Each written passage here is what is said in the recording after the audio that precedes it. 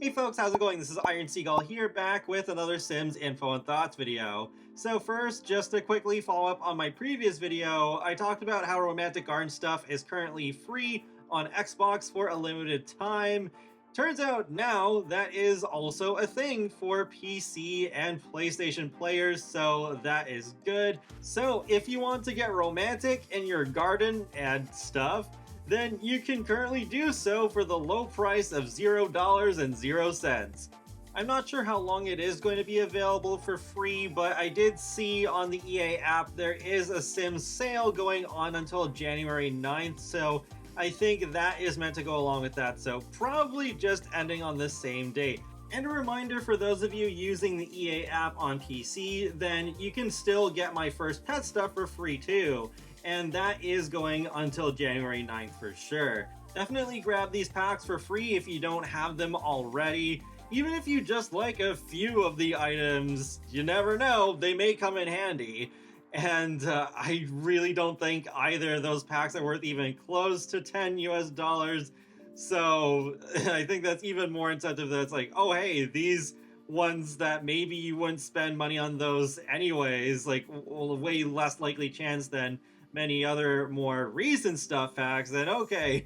My first pet and Romantic Garden aren't all that popular. I can see why these are being given out for free and not, say, Laundry Day or Nifty Knitting or Paranormal, aside from the fact that those are much newer.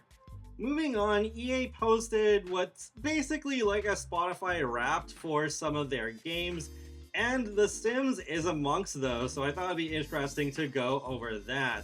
Starting things off, we have 1.8 billion hours played, almost in the trillions. Oh my goodness.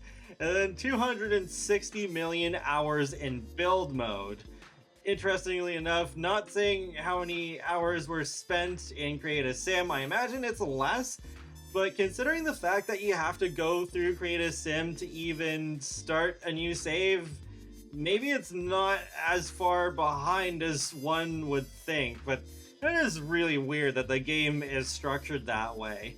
But they did say 568 million Sims were created. I created half of them. No, just kidding. 4.7 million horses created though. Considering that only came out about halfway through the year, that's a lot.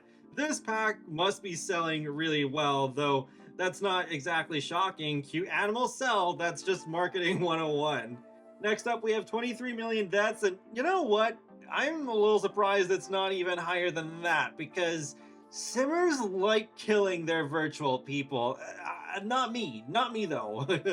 I'm a very nice watcher, but yeah, I know a lot of people are different. And then 43 million infants delivered. That is a massive number, but I guess in comparison to the 1.8 billion hours in total played, then that makes sense. And this is a free update that came out earlier in the year compared to the horses where that's behind paid DLC and came out towards the middle of this year.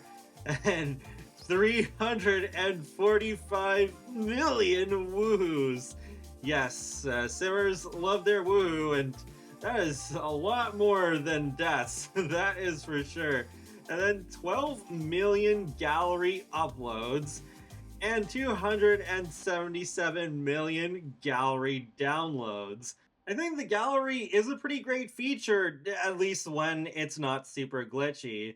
Instead of just having it available on the Sims official website, it's a thing that we can easily access in-game. While I personally don't upload to the gallery that often, I download a lot of builds, especially when we get a new world, and even more so with a pack like For Rent introducing the residential rental lot type, so on the hunt for residential rentals, not only for Tomarang but other worlds as well. Hopefully in the near future I can do a lot showcase of For Rent builds like I did with Horse Ranch.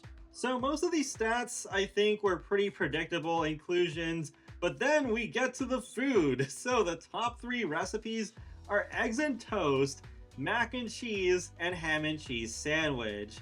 I suppose these 3 make sense because they are pretty entry-level recipes, They're in the base game, so everybody has them. It's not like, oh, you can only get these in City Living or whatever pack.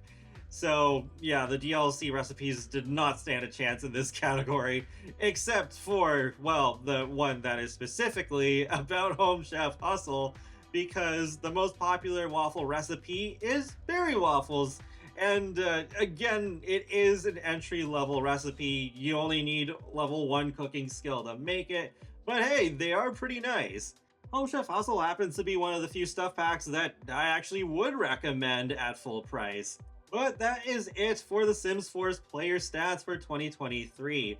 I don't remember who suggested this, but someone said it'd be neat if we had this sort of thing for ourselves as individual players. So then I could see, oh, how many hours did I spend in Create a Sim? Did I spend more time in Create a Sim than Live Mode this year? That's possible. Or just like, what were the top 3 recipes that I made in my game? Because I actually don't think it's any of those ones that were in that graphic. Of course, this wouldn't be like a super high priority request, but The Sims is a really personal game for each of us, so I think that would be just kind of a neat thing to have in a game like this especially. And that wraps up another Sims Info and Thoughts video, so feel free to let me know your thoughts in the comment section below. Are you gonna grab those 2 stuff packs for free? And what do you think in general, I guess, of the stats of this year? And be sure to subscribe if you'd like to keep up with my latest gaming content. I will talk to you all later, and have a great day. Thanks for watching.